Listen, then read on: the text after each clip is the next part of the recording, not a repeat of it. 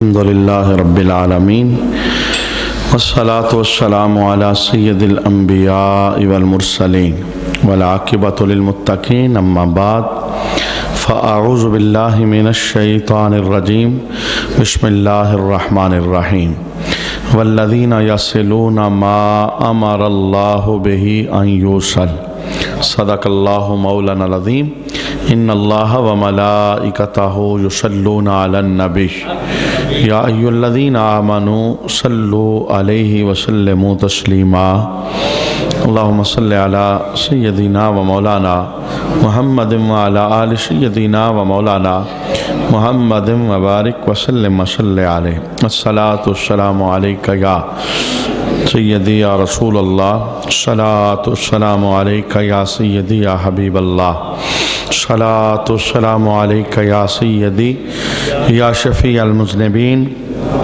وعلی آلک واصحابک یا سیدی یا رحمت للعالمین۔ دنیا سے نہ دنیا کے بازار سے ملتی ہے جو چیز خدا والوں کے پیار سے ملتی ہے۔ دنیا سے نہ دنیا کے بازار سے ملتی ہے جو چیز خدا والوں کے پیار سے ملتی ہے، اور جنت کی گر خواہش ہے تو زاہد کو یہ سمجھا دو جنت تو محمد کے دربار سے ملتی ہے۔ اور مرشد سے میری نسبت اور غوث سے مرشد کی، مرشد سے میری نسبت اور غوث سے مرشد کی، آخر یہ لڑی جا کر سرکار سے ملتی ہے۔ بعد از حمد و صلات لائق عزت و تکریم جمیع احباب سمین عالی وقار، آج پوری دنیا کے اندر حضور سیدی و مرشدی غوث اعظم رضی اللہ تعالی عنہ کی روح کے ایصال ثواب کے لیے محفل کا انعقاد کیا جا رہا ہے، اور آج کے اس دن کو بڑی گیارہویں شریف کے ساتھ بھی منسوب کیا جاتا ہے، جو کہ ایصال ثواب کا ایک طریقہ کار ہے۔ ہم بھی چند لمحے اللہ کے گھر کے اندر اللہ کے قرآن کے سائے میں گزارتے ہیں، اور نیت اور ارادہ کرتے ہیں کہ اللہ تعالیٰ اس کا ثواب حضور سیدی و مرشدی غوث اعظم رضی اللہ تعالیٰ عنہ کی روح مطہر کو عطا فرمائے، اور ان کے درجات میں اللہ اضافہ فرمائے، اور ان کا فیض تا قیامت اللہ جاری و ساری فرمائے۔ اور انہوں نے امت کے لیے جو خوبصورت تعلیمات چھوڑی، اللہ کریم ہم سب کو ان تعلیمات کو اپنی زندگیوں میں داخل کرنے کی سعادت عطا فرمائے۔ اولیاء کی زندگیوں کا بہت بڑا خاصہ دو عنوان ہیں جو میں اس آیت کریمہ سے مختصر آپ کے سامنے بیان کرنے کی کوشش کروں گا۔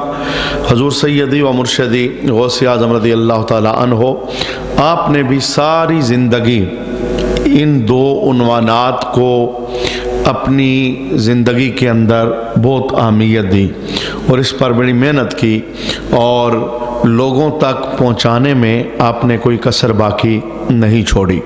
آئیے دیکھیں وہ عنوان کون سے ہیں۔ رب کائنات نے قرآن حکیم کے اندر ارشاد فرمایا، والذین یصلون ما امر اللہ بہ ان یوصل۔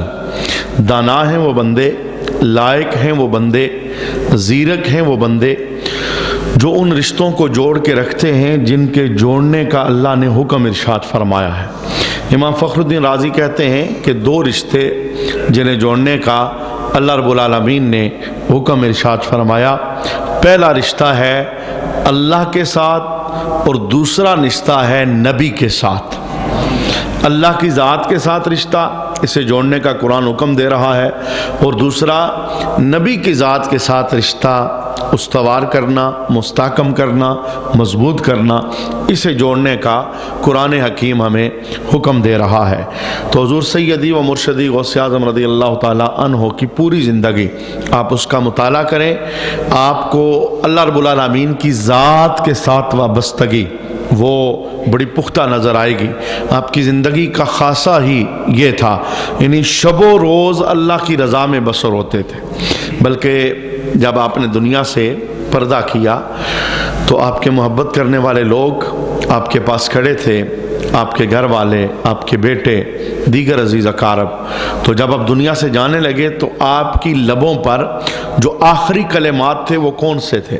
آپ نے بار بار ان کلمات کو دہرایا، علیکم بالتوحید، علیکم بالتوحید، علیکم بالتوحید، یعنی اے میرے پیچھے رہ جانے والو، اللہ سے اپنا رابطہ مضبوط رکھنا، اللہ سے اپنا رشتہ مضبوط رکھنا۔ تو اولیاء کی زندگی کا سب سے بڑا خاصہ ہی یہ ہوتا ہے، یہ بندوں کو رب سے ملاتے ہیں۔ یعنی جو زندگی کے اندر غفلت آ جاتی ہے، سستی آ جاتی ہے، بے راہ روی آ جاتی ہے، شیطان حاوی ہو جاتا ہے، اسی لیے ولی کی جو تعریف بیان کی گئی وہ یہ ہے کہ ولی وہ ہوتا ہے جس کا چہرہ دیکھو تو تمہیں رب یاد آ جائے، جس کی بزم میں بیٹھو تو تمہیں رب یاد آ جائے، جس کی محفل میں بیٹھو تو تم اپنے آپ کو رحمان کے جلووں میں آباد تصور کرو۔ آپ کا پوری زندگی کا جو مشن تھا، یہ 40 سال تک آپ کے بارے میں جو مشہور ہے کہ آپ نے عشاء کی وضو سے فجر کی نماز ادا فرمائی، یہ کیا ہے؟ یہ اللہ سے کمال درجے کی محبت ہے۔ اللہ سے محبت نہ ہو تو بندہ رات جاگ کیسے سکتا ہے؟ قرآن حکیم کے اندر رب کائنات نے خود اس نشانی کو بیان کیا، جو میرے بندے ہیں، میرے قریبی ہیں، میرے مقرب ہیں، ان کی نشانی یہ ہے والذین یبیتون لربہم سجدا وقیاما۔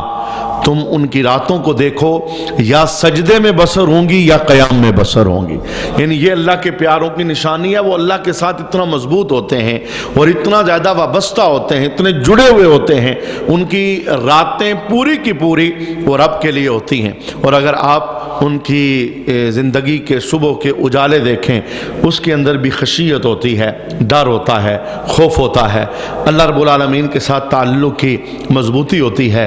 تو ان کی تعلیمات ہمارے نام یہ ہیں کہ ہم اپنے رابطے اللہ کی ذات کے ساتھ مضبوط کریں اور مستحکم کریں، اور اس راستے کے اندر جو رکاوٹیں ہیں ان رکاوٹوں کو دور کریں۔ جتنے بھی اولیاء ہیں آپ ان کی سیرت پڑھ کر دیکھیے، کتابوں کے اندر باقاعدہ لکھا ہے، جو بندہ بھی ان کے پاس آیا تو ولیوں کا جو سب سے پہلا کام تھا وہ یہ تھا کہ اس کا ہاتھ پکڑ کر انہوں نے اسے رب کے دربار پر پہنچایا۔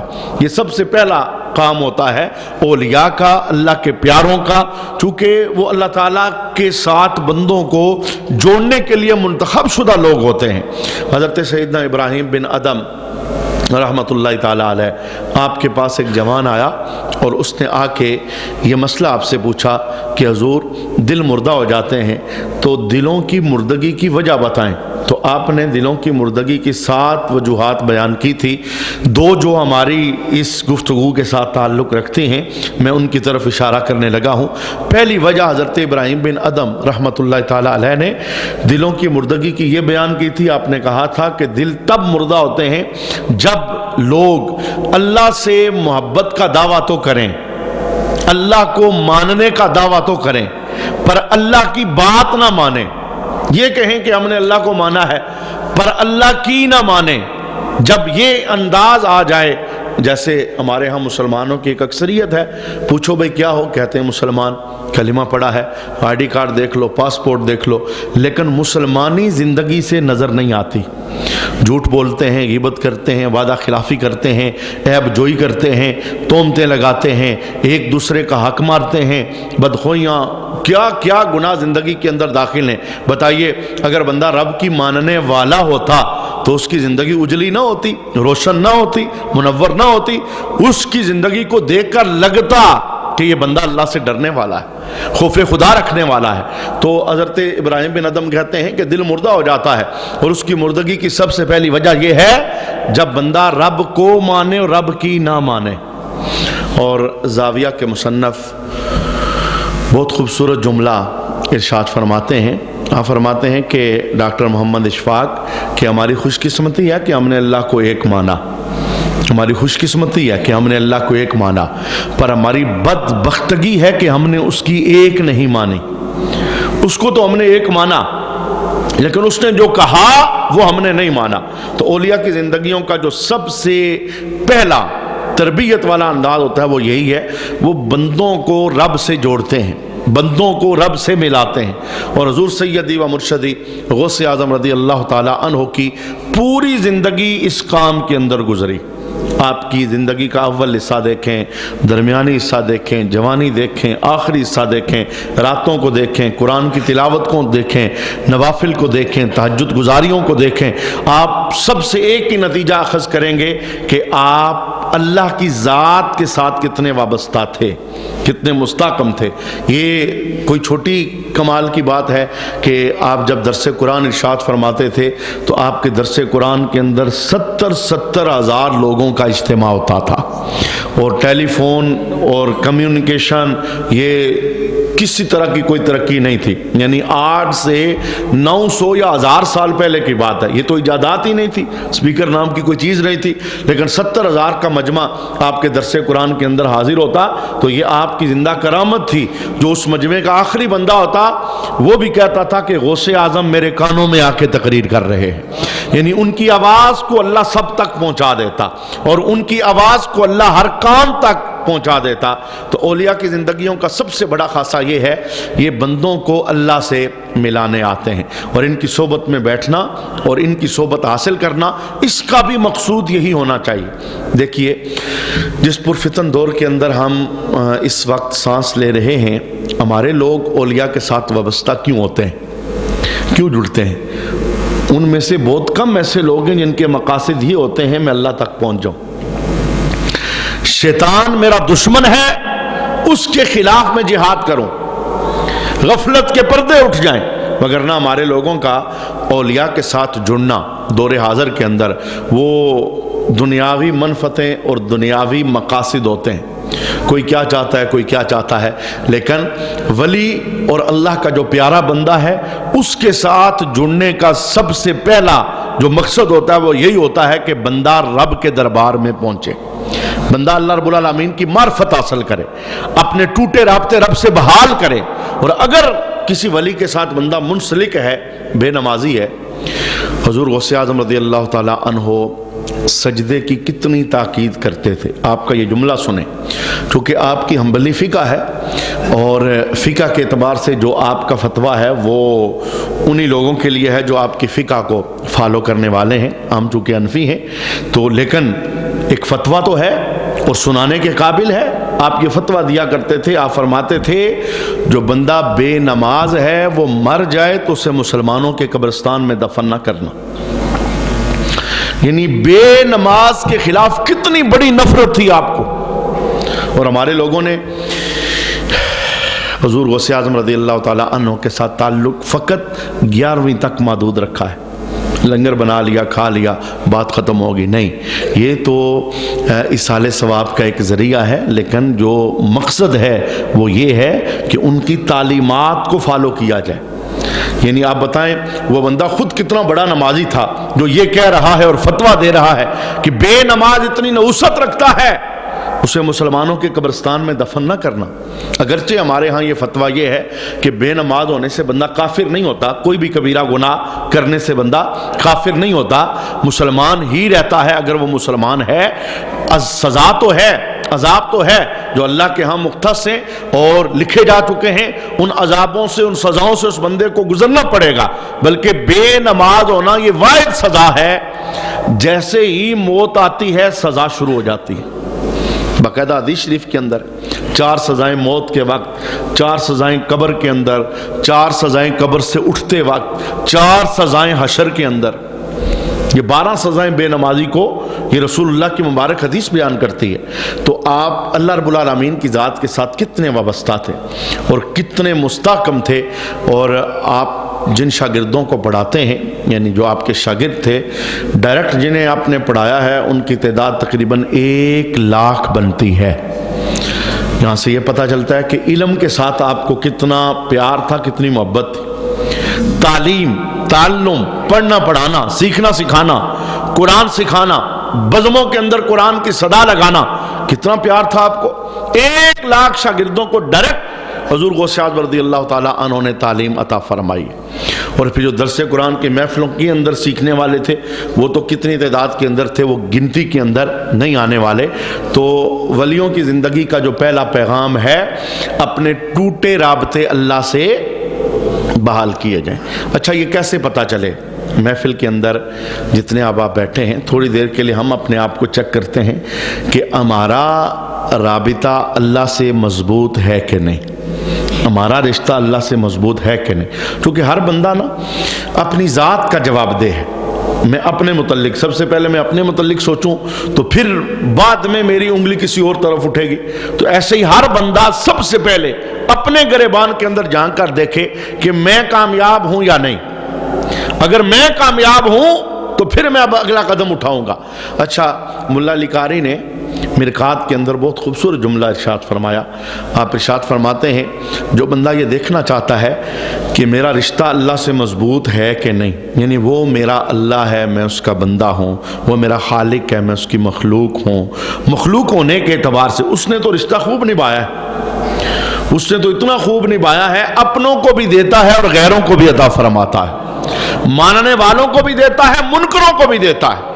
جو سر دربار پہ رکھتے ہیں انہیں بھی عطا فرماتا ہے، اور جو سر اٹھا کے بھاگتے ہیں اللہ انہیں بھی عطا فرماتا ہے. آج تک اللہ نے ایسا تو نہیں کیا کہ باغیوں سے آنکھیں واپس لے لی، بولنے والی زبان واپس لے لی، چلنے والی ٹانگیں واپس لے لی.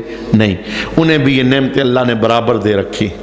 سب کو نواز رہا ہے، سب کو دے رہا ہے.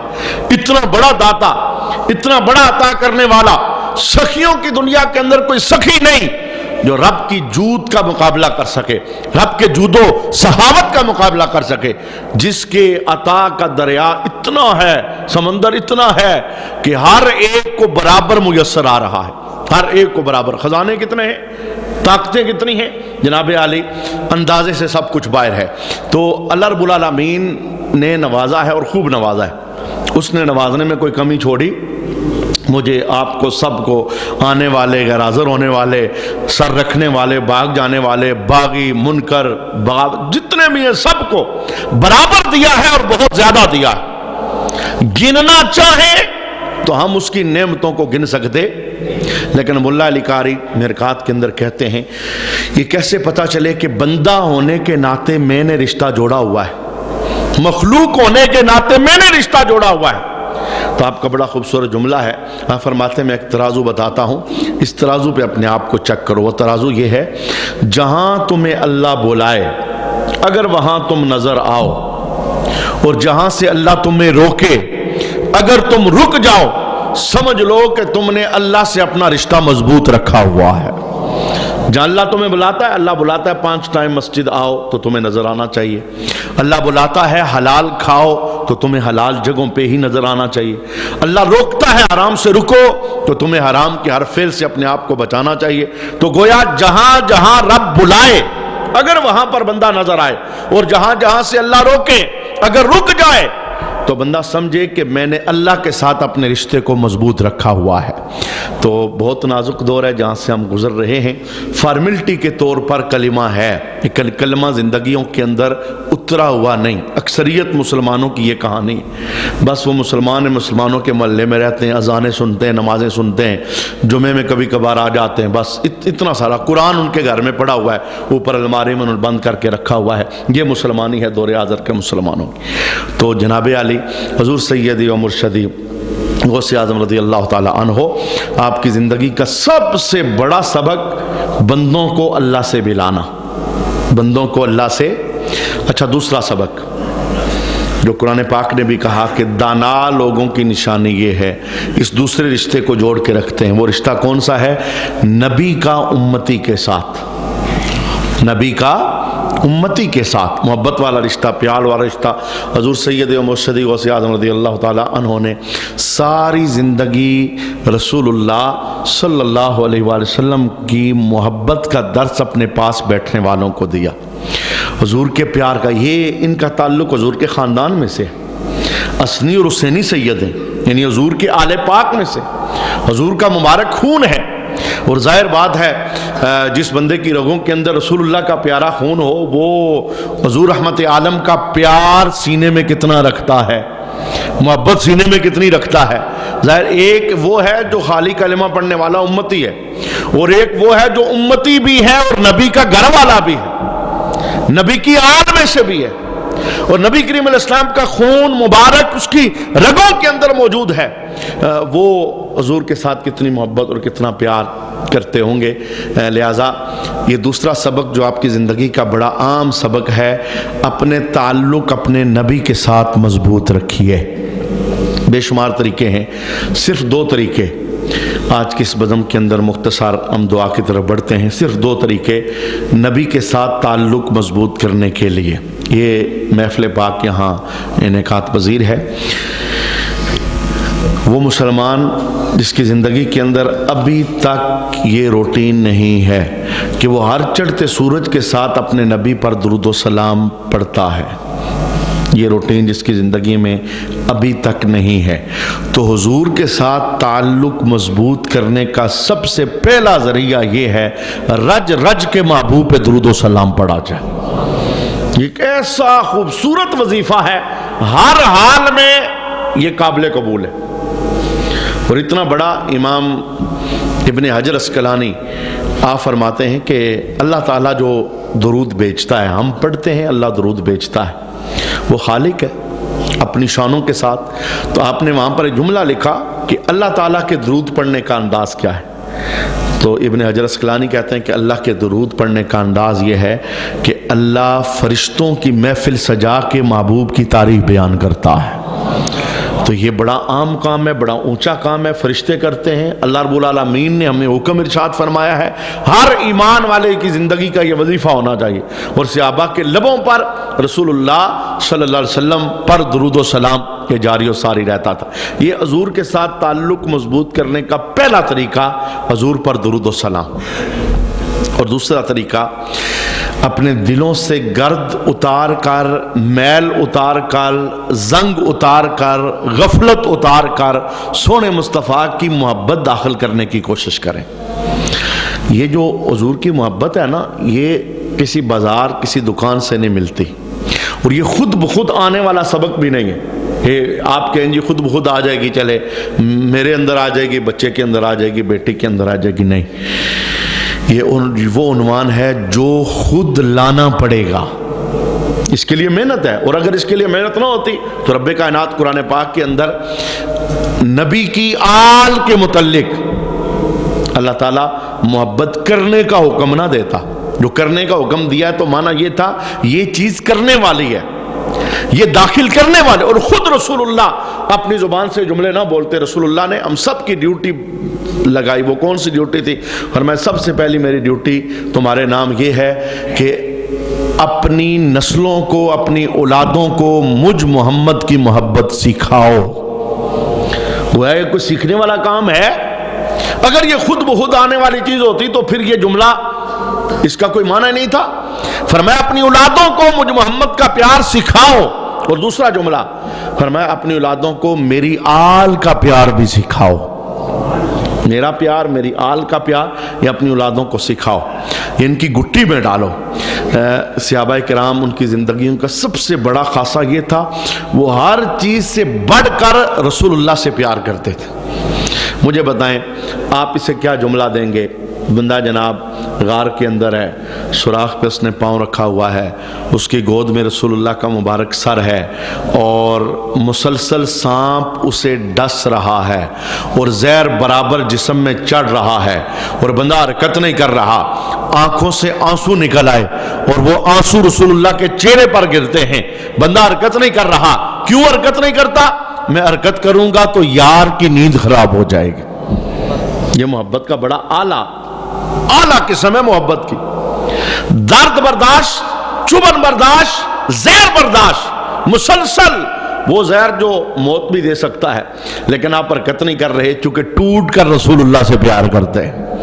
اور میں اگر پیار کی آخری مثال دینا چاہتا ہوں، حضرت زید یہ وہ بندہ ہے جو بہت بچپن میں اپنے ماں باپ سے بچھڑ گیا تھا، اور حضرت خدیجہ الکبریٰ رضی اللہ تعالی عنہا آپ نے اسے خرید لیا تھا، غلام بنا لیا تھا، اور پھر حضرت خدیجہ الکبریٰ رضی اللہ تعالی عنہا نے رسول اللہ کو تحفے میں دے دیا تھا۔ حضرت زید کہتے ہیں کہ میں بڑا زمانہ رسول اللہ کی خدمت میں رہا، لیکن جتنا پیار، جتنی محبت حضور کے ساتھ حضرت زید کو ہو گئی تھی، اس کا اندازہ اس واقعے سے لگایا جا سکتا ہے۔ زید بڑے ہو گئے تو ان کے ماں باپ کو کسی بندے نے خبر دی کہ آپ کا بیٹا ہم نے دیکھا ہے وہ رسول اللہ کے پاس ہوتا ہے۔ تو ماں باپ سے بچھڑے ہوئے بیٹے کو بڑا زمانہ ہو گیا تھا۔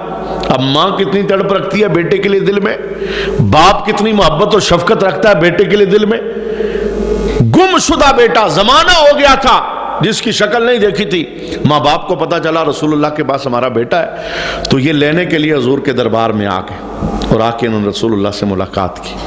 اور ماں کہتی ہے یا رسول اللہ میں بچے کے غم کے اندر تڑپ رہی ہوں، یہ آپ کے پاس ہے مجھے تو پتہ ہی نہیں چلا۔ باپ کہتا ہے اس کی محبت میری نس نس کے اندر چھائی ہے۔ حضور ایسا کریں جتنے آپ پیسے کہیں گے ہم سے لے لیں، یہ آپ کا غلام ہے، جتنے پیسے کہیں گے ہم آپ کو دینے کے لیے تیار ہیں، ہمارا بچہ ہمیں دے دیں، ہم اس کے بغیر نہیں رہ سکتے۔ اب میری مصطفیٰ کریم علیہ السلام کے جملے کیا تھے؟ فرمایا اے زید کی ماں، اے زید کے والد، میں پیسے نہیں لیتا، ایسا کرو اپنے بچے سے بات کر لو، اگر وہ جانا چاہتا ہے تو میں بغیر پیسوں کے تمہارے ساتھ بھجوا دوں گا۔ اب بظاہر تو یوں نظر آ رہا ہے کہ جب بیٹا ماں سے ملے گا تو ماں تڑپے گی، بیٹا تڑپے گا، باپ کو دیکھے گا، باپ کی محبت جوش مارے گی، بیٹے کی جو پدری محبت ہے وہ سینے کے اندر اٹھے گی اور یہ جانے کے لیے تیار ہو جائے گا۔ لیکن جناب ماں کے ساتھ حضرت زید ملے ہیں اور باپ کے ساتھ بھی ملے ہیں، اور جب انہوں نے کہا کہ ہم نے اجازت لے لی ہے رسول اللہ سے، آپ ہمارے ساتھ چلو، گھر لے کے چلیں گے، تو زید کا جملہ کیا تھا؟ فرمایا ماں تیرا پیار بڑا ہے، اے باپ تیری محبت بھی بڑی ہے، لیکن رب کی عزت کی قسم میں دہلیز مصطفیٰ نہیں چھوڑ سکتا، میں نے رہنا انہی کے پاس ہے۔ وجہ کیا ہے؟ اتنی پیار اتنی محبت مجھے ماں تیری گود میں نہیں ملی جتنی محبت مجھے آمنہ کے لال کے قدموں میں ملی ہے۔ تو کتنا ٹوٹ کر حضور سے پیار کرتے تھے، حضور سے محبت کرتے تھے۔ تو نبی کریم علیہ السلام کے ساتھ محبت، وابستگی، پیار، یہ اس رشتے کو مضبوط کرنے کا ایک خاص ذریعہ ہے۔ ہم اللہ کے دربار میں دعا کرتے ہیں اللہ کریم اولیاء کے ساتھ ہمیں سچی محبت نصیب فرمائے، اولیاء کے نقش قدم پر چلنے کی توفیق عطا فرمائے، اور ولیوں کے ساتھ جو ہمارے یارانے ہیں، جو ان یارانوں کا حقیقی مقصد ہے، اللہ اس مقصد تک ہمیں پہنچنے کی سعادت عطا فرمائے۔ حضور سیدی و مرشدی غوث اعظم رضی اللہ تعالی عنہ، آپ کے درجات میں اللہ اضافہ فرمائے۔ درود السلام کے 2 شعر پڑھیے پھر دعا مانگتے ہیں۔ اے شہنشاہ مدینہ الصلاۃ، اے شہن